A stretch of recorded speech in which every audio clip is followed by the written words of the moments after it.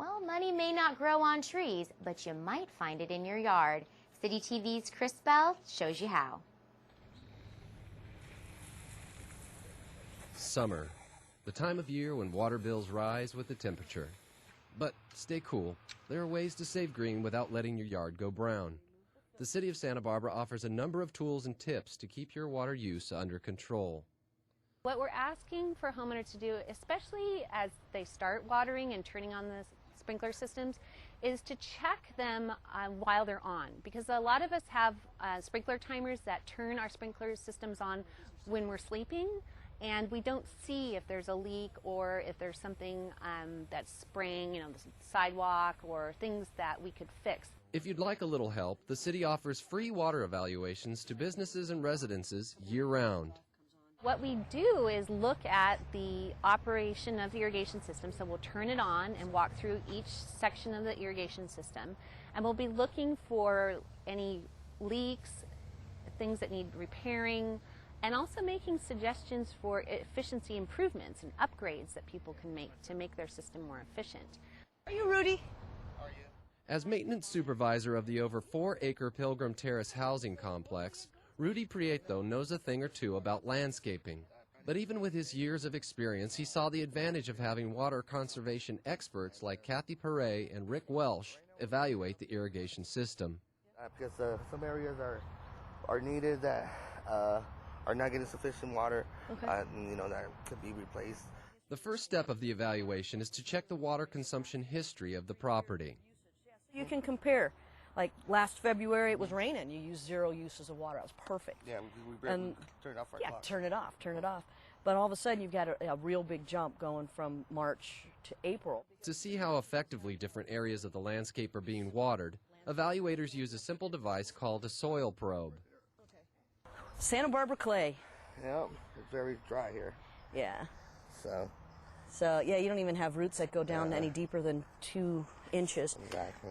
Well, if we pop that out, let's go around a sprinkler head, because you can see it's really green. So some areas are getting a lot of water, and some areas are not getting any. So if you go down in there, oh my God, you just sunk all the way down. Okay, now we have mud.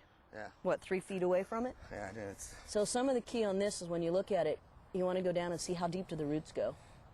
And it's so muddy that the roots really only go maybe 4 or 5 inches. If you were to water it and let it dry on the surface, the roots would grow into the moisture and you would have a longer root base. You'd have like 6 inches of root base in there to use the water. It's more efficient that way. If you have an irrigation controller, the evaluator will look at that too.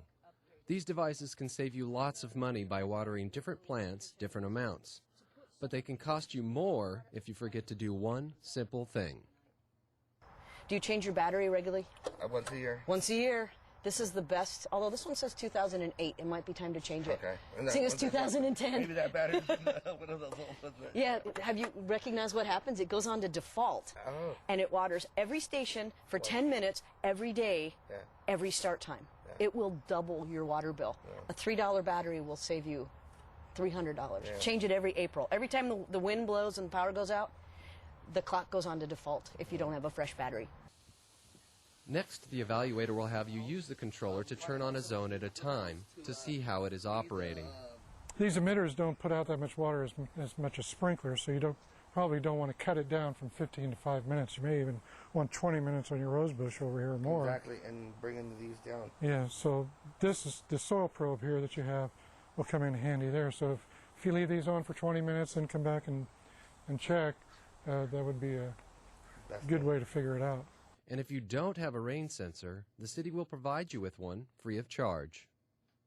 And when the water comes in here, what it does is it interrupts the watering cycle. So the clock will come on, it'll say, it's 1 o'clock, let's water. And if it rained and there's enough liquid in here, about 1/4 of an inch, it won't go to the valves. So the valves won't come on. So you have a chance to come out here and actually turn this clock to rain off. This will only keep it off for about 2 days. So it's a convenience factor, so it doesn't come on at 1 in the morning and you know it's watering and you're at home in your pajamas and you don't want to come out here. So the evaluator will then look at what plants you have and where, then make suggestions that will save water. To me, this would be a good candidate to get rid of the grass. I brought this literature on lawn alternatives, and you plant this some of this in clumps, and then it grows out in a couple of years. It'll look like full, look like lawn. Those grasses would use they say more than half as much water. And the city can not only help you plan a water-wiser landscape, it can help you pay for it too. We have the Smart Landscape Rebate Program. We will pay cash for improvements to the irrigation system. It's a 50% match. Finally, the city provides simple online tools to make sure you are watering the right amount.